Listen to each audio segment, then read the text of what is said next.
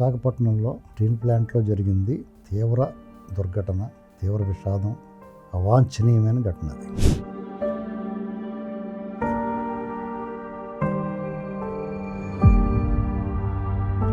ఎవరైతే బాధిత కుటుంబాలు ఉన్నారో, ఎవరైతే ప్రాణాలు కోల్పోయిన కుటుంబ సభ్యులు వాళ్ళు లోకేష్ గారు చెప్పేది శ్రద్ధగా, సావధానంగా, ఓపికగా విన్నారు.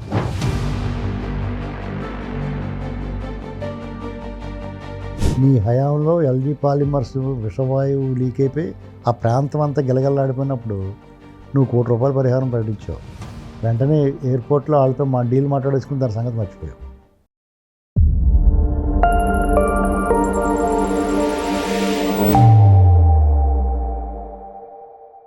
నమస్తే, వెల్కమ్ టు థింక్ ఆంధ్ర.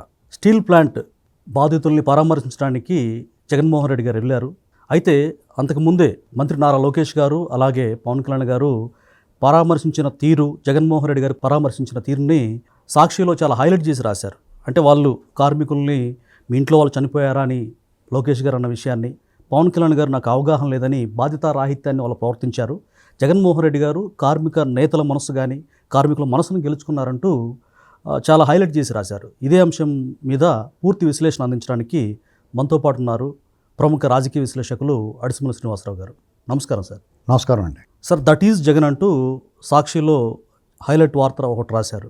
అంటే అంతకుముందు లోకేష్ గారిని ఒక రకంగా బెదిరించినట్టుగా కార్మిక నాయకులు మాట్లాడారు, వీడియోలో అందరూ చూసాం. అయితే దాన్ని పక్కన పెట్టేసి ఆయన ఇంత విషాదంలో ఉంటే మీరేంటి ఇలా గొడవ పడతారని ఆవేదనతో, మీ ఇంట్లో వాళ్ళు చనిపోలేదు కదా, చనిపోయిన వాళ్ళ ఇంటికి నేను వచ్చి పరామర్శిస్తున్నానని చెప్తే దాన్ని పక్కన పెట్టేసి లోకేష్ గారిన స్టేట్మెంట్నే తీసుకుంటూ జగన్ గారు నేను వచ్చాక ₹1 కోటి ఇస్తానని చెప్పి వాళ్ళ మనసులను గెలుచుకున్నారు, దట్ ఈజ్ జగన్ అని చెప్పి రాశారు. దీని పట్ల మీ స్పందన ఏంటి? అధికారంలో ఉన్నప్పుడు జగన్, అధికారంలో లేనప్పుడు Jagan, both are not same అండి. ఓకే. ఎందుకంటే అధికారంలో ఉన్నప్పుడు షోలాపూర్లో దుప్పట్లకి ప్రసిద్ధి.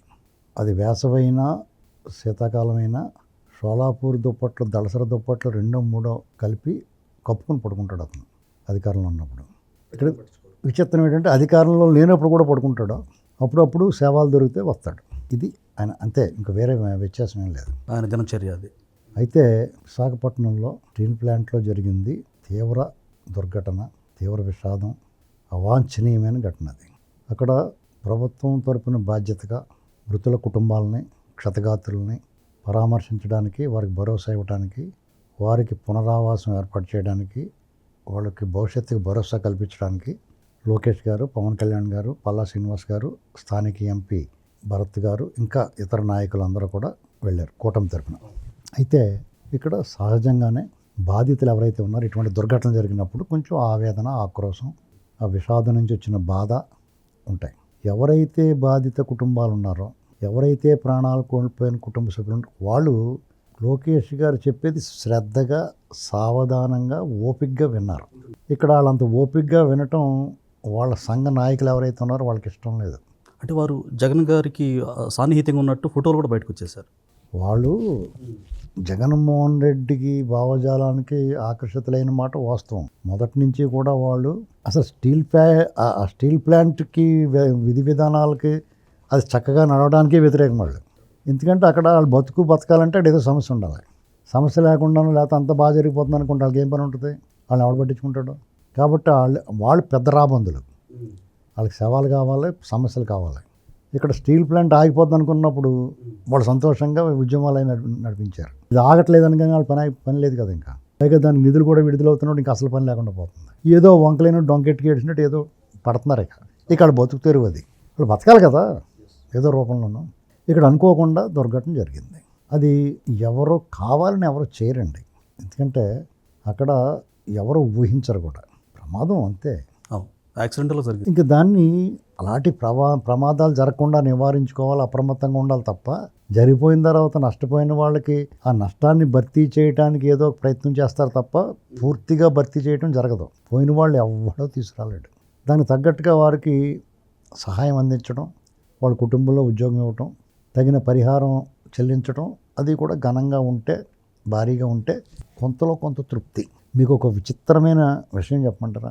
ఇప్పుడు పర్మనెంట్ కార్మికులకి వాళ్ళకి 2 కోట్లు, కాంట్రాక్ట్ కార్మికులకి ₹1 కోటి ఇస్తున్నారా చనిపోయిన కుటుంబాలకి?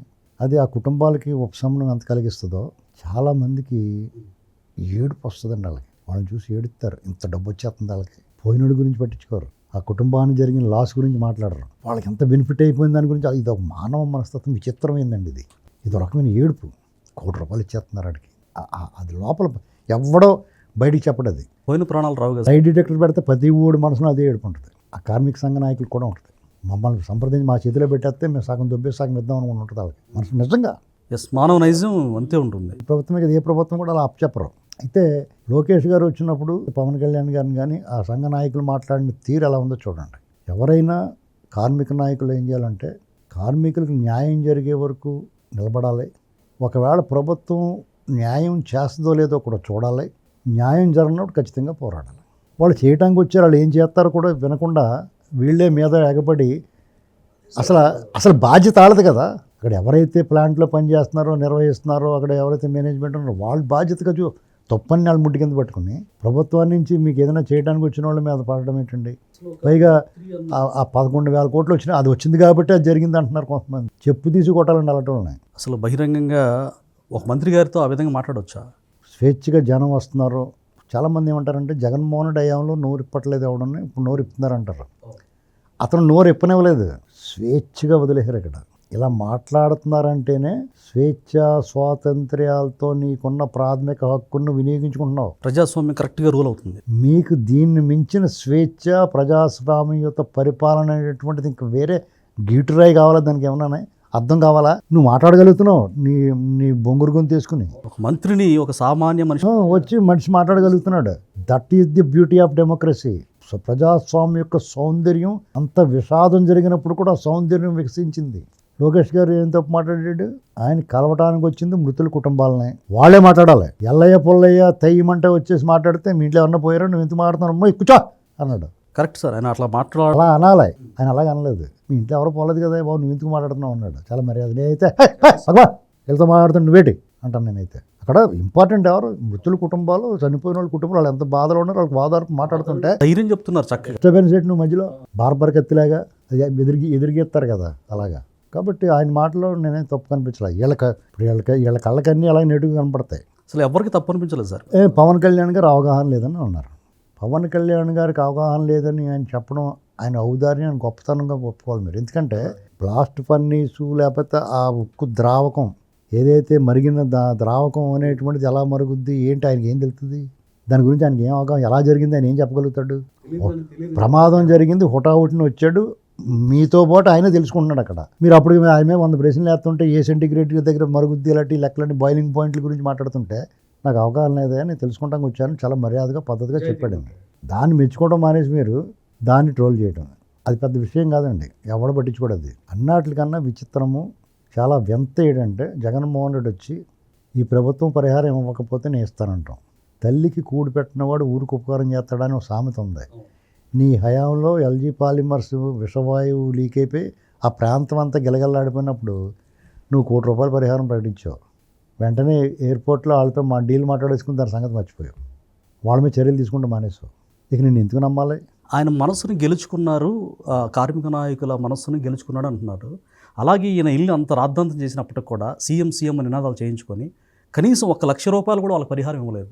₹1 కూడా వచ్చాక ఇస్తాం. మీరు ఆశించకండి అతని నుంచి. మరి ఏం మనసు గెలుచుకున్నాడు? దట్ ఈస్ జగన్ అని ఎలా రాస్తారు? వాళ్ళు రాసుకోవడానికి ఏముంది? వెయ్యండి డోలీలు కొట్టండి డప్పులు అని అనలేదేటండి. లేదా వైనాట్ 175 అనలేదేటి, సిద్ధం సభలు అనలేదేటి. ఈయన అంతంత మాత్రం ఇలాంటి ఆ సోదుకోవర్లన్నీ ఊరికే చెప్తారు. సీఎం నినాదాలు అక్కడ. ఇప్పుడు సీఎం అంటే సీఎం అయిపోతే నన్ను కూడా అనిపించుకుంటాను 10 మంది చేత. అవన్నీ కూడా ఇంతనే కామెడీ పీస్ అయిపోతున్నాడు అతను. అన్నట్లుగానే ముఖ్యంగా నేను మీకు చెప్పదలుచుకున్నది ఏంటంటే జగన్మోహన్ రెడ్డి నేను వచ్చిన తర్వాత ఇస్తానని అనకూడదు. ఎందుకు అనకూడదంటే అతను రాలేడు కాబట్టి. 2 అసలు ఆయన పార్టీ ఉండదు. ఫ్యూచర్లో పార్టీ కూడా ఉండదు సార్. నేనేమనుకున్నాను 29 ఎన్నికల తర్వాత అతను ఆనవాళ్ళు లేకుండా పోతాడు అనుకున్నాను. కానీ అంతకుముందే ఏమవుద్ది అనుకుంటున్నారు మీరు ఏం ఊహిస్తున్నారు? ఎలా మాయమవుద్ది అనుకుంటున్నారు? ప్రజల్లో నేను గమనించిన దాన్ని బట్టి రచ్చ చేసి హింస చేసేనా సరే మేము గెలుస్తామన్న ధీమా వాళ్ళలో కనపడదాం. అంటే నరమేధం చేసేనా సరే నరమేధం ఏమీ చేయలేడు. కారణం ఏంటంటే పశ్చిమ బెంగాల్లో ఆ పరిణామాలు గమనించండి. మమతా బెనర్జీని మించిన నియంతృత్వం నిరంకుశం ఎవరు ఉండరు. ఆవిడే సరెండర్ అయిపోయి కాంగ్రెస్లో విలీనానికి వెళ్ళిపోతుంది. ఆవిడ కూడా ఉన్న వాళ్ళు కూడా ఈవిని పట్టుకుంటే కుక్క తోక పట్టుకుని గోదావరి సాధారణంగా అపనమ్మకం వస్తుంది నాయకత్వం మీద. అవును. అటువంటప్పుడు వాళ్ళు పక్కదారులు చూసుకుంటారు. ఆ నాయకులు పక్కదారి పట్టకుండా ఉండాలంటే ఆవిడ ఏం చేస్తుందంటే ఆవిడకి ఒక పెద్ద అండ కావాల్సి వచ్చింది. జాతీయంగా కాంగ్రెస్ పార్టీకి గెలుచుకుని అధికారంలో లేకపోతే చాలా స్టేట్లు, కానీ దేశం అంతా ఉన్న పార్టీ కదా, జాతీయ పార్టీగా దానికి ఒక బలం ఉంది కదా. వాళ్ళలో వీళ్ళు కూడా ఒకప్పుడు ఆ తాను ముక్కలే కదా. తల్లి కాంగ్రెస్ పిల్ల కాంగ్రెస్ లాగా తృణమూల కాంగ్రెసే కదా. తృణమూల కాంగ్రెస్ అంటే తల్లి కాంగ్రెస్ నుంచి వచ్చిన ముక్కే కదా. ఈవిడ ఏం చేస్తుంది, అందులో చేరిపోయి అందులో విలీనం అయిపోవడానికి ఆవిడకేం అభ్యంతరాలు ఉండవు. విలీనం అయిపోద్ది అంటే పశ్చిమ బెంగాల్లో బీజేపీ వర్సెస్ కాంగ్రెస్ ఉంటుంది. అర్థమైందండి? NDA versus India. ఇదివరకు కూడా అదే, కానీ ఇప్పుడు డైరెక్ట్ కాంగ్రెసే ఉంటుంది. తృణమూల కాంగ్రెస్ కూడా కాంగ్రెస్లో విలీనం అయిపోతుంది. అలాగా వేరే రాష్ట్రాల్లో బీజేపీని నేరుగా ఎదుర్కోలేని వాళ్ళు, వాళ్ళకి అభద్రతాభావం వచ్చిన వాళ్ళు కాంగ్రెస్లో చేరిపోవడానికి సిద్ధంగా ఉన్నారు, చేరిపోతున్నారు. ఎక్కడికక్కడ వాళ్ళు కూడా లాగేసుకుంటారు. సేమ్ ఆంధ్రప్రదేశ్లో తృణమూల కాంగ్రెస్ కంటే దారుణమైన పరిస్థితి వైఎస్ఆర్సీపీకి. కాబట్టి అతను వెతుక్కుంటున్నాడు దారులు. ఇప్పుడు బీజేపీ నమ్ముకుని ఉన్నాడు చానాళ్ళు. వాళ్ళు కూడా కాపాడారు. మొహమ్మద్ ఏమని చెప్తున్నాను నేను, మ్యాక్సిమం కాపాడారు. కానీ ఇప్పుడు ఆ పరిస్థితి లేదు. వాళ్ళు ఎన్డీఏ కూటమిలో ఇప్పుడున్న పాలక పక్షాలన్నీ కలిపి చేస్తున్నాయి. జగన్మోహన్ రెడ్డికి ఒక ఇన్సెక్యూరిటీ ఫీలింగ్ ఉంది. వాళ్ళ పార్టీ నాయకులు కూడా ఇతను మళ్ళీ ఒడ్డుని పడేస్తాడో లేదో అని చాలామంది వెళ్ళిపోయారు. మిగతా వాళ్ళు కూడా పక్క చూపులు చూస్తున్నారు. కొంతమంది నిశ్శబ్దంగా ఉన్నారు. ఎన్ని పరిస్థితులు అతనికి ఉన్న ఏకైక దారి ఏంటంటే అయితే ఆత్కూరు లేకపోతే గణాత్కూరు. ఒకవేళ బీజేపీ 3 సార్లు కూటమి వచ్చింది, 4వసారి ఏమన్నా మారితే మళ్ళీ పొయ్యి మించి పెనం మించి పొయ్యిలో పడినట్టు ఉంటుంది. అంచేత ఇప్పటి నుంచి కాంగ్రెస్ తోటి వెళ్తే ఎవరో ఒకళ్ళు అండగా ఉంటారు అన్న ఒక లెక్క ఉంది అతనికి లేకపోయినా మిగతా వాళ్ళు అతనికి ఒత్తిడి చేస్తూ ఉంటారు. అతను కాంగ్రెస్ పార్టీలో విలీనం అయిపోవడం తప్ప వేరే దారి లేదు. అతను కాంగ్రెస్ పార్టీలో విలీనం అయిపోతాడు. అతను ఒక మొండికతనానికి వచ్చాడు, అరెస్ట్ చేసుకుని. ఎందుకంటే ఇప్పుడు బీజేపీ తోటి సఖ్యతగా ఉన్నట్టు నటించిన, కాంగ్రెస్ తోటి దూరంగా ఉన్నట్టు నటించిన అతను అరెస్ట్ని ఏమైనా ఆపలేడు. లిక్కర్లో ఖచ్చితంగా జరిగిపోద్ది. కాబట్టి అతను ఇంక ఎలాగే ఎదంచడానికి కాబట్టి ఫలితం దక్కాలి. భావజాలము ఇలాగా కొన్ని లైక్ మైండెడ్ ఓటు బ్యాంకు రాజకీయాల్లో కాంగ్రెస్కి వైసీపీకి సిమిలారిటీ ఉంది. కాంగ్రెస్ ఓటు బ్యాంకే జగన్ దగ్గర ఉంది కాబట్టి ఇతను వాళ్ళలో విలీనమైపోవడానికి ఇతను సిద్ధపడతాడు. వాళ్ళు కూడా ఆనందంగా తీసుకుంటే, ఎందుకంటే వాళ్ళు ఆ చచ్చిపోతున్న మొక్కకి నీరు పోసినట్టు అక్కడ ఆంధ్రప్రదేశ్లో. వాళ్ళు కూడా సౌత్లో తెలంగాణ, కర్ణాటక, కేరళ, తమిళనాడులో అతనితో పొత్తు పెట్టుకుని వాళ్ళు ఉన్నారు. ఇక్కడ ఆంధ్రలో కూడా మనకు బలంగా ఉండాలంటే ఈ పావులు కదుపుతున్నారు డీకే శివకుమార్ వీళ్ళ ద్వారా. కాబట్టి జగన్మోహన్ రెడ్డి, అందుకనే షర్మిల గారి ఎంపీ టికెట్ ఆగింది, రాజ్యసభ ఎంపీ. ఆవిడతో కూడా సెటిల్మెంట్ చేసుకుంటాడు. అర్థమైంది మీకు ఈ పరిణామాలన్నీ ఎటు దారి తీస్తాయంటే జగన్మోహన్ రెడ్డి కాంగ్రెస్ తోటి వెళ్ళిపోతాడు. ఇంకా వైఎస్ఆర్సీపీ అనేది కనుమరుగైపోద్ది. ఇప్పుడు కాంగ్రెస్ తోటి పొత్తు పెట్టుకున్నాడు కూడా అతను మామూలుగానే ఇండియా కూటమిలో చేరడంకో ఆయనకి ఈ వైఎస్ఆర్సీపీ ఫ్యాన్ గుర్తు ఈ ఓటం కనపడినంతసేపు ఇతనికి స్థానం ఉండదు. కాంగ్రెస్ ఎలాగే స్థానం లేదో ఆంధ్రప్రదేశ్లో ఇలా లేదు. ఇప్పుడు ఇతను వెళ్ళి అక్కడ గెలిచేయడం కొండే అప్పుడు కాంగ్రెస్ పార్టీకి జగన్ మీద వీళ్ళు బెటర్ కదా అన్న ఆలోచనలో ఉన్నారు చాలామంది. కాబట్టి కాంగ్రెస్ పార్టీ మళ్ళీ ముసుగేసుకుని రావడానికి అవకాశం ఉంటుంది. కాబట్టి అతనికి అది వేరే ఆ దారి తప్పలేదు. బీజేపీకి కూడా అర్థమైంది. ఎన్నాళ్ళు మనం నమ్మకమైన మిత్రుడు చంద్రబాబు అనేటువంటి మరొకసారి కన్ఫర్మ్ అవుద్ది. నిన్న కూడా మీటింగ్లో ఎన్డీఏ ముఖ్యమంత్రుల మీటింగ్లో చంద్రబాబు నాయుడు గారు మోడీ గారి పట్ల తన అభిమానాన్ని చాటుకున్నాడు. అది మనకు నచ్చినా నచ్చకపోయినా వాస్తవాలు నేను చెప్తున్నాను. నేను కూడా పునఃసమీక్షించుకుంటూ ఉంటాను, నన్ను నేను ఆలోచించుకుంటానని చెప్పాడు ఆయన. కాబట్టి జగన్మోహన్ రెడ్డి అనేటువంటి వాడు స్పష్టంగా అతను పిక్చర్ బయటకు వచ్చేసింది.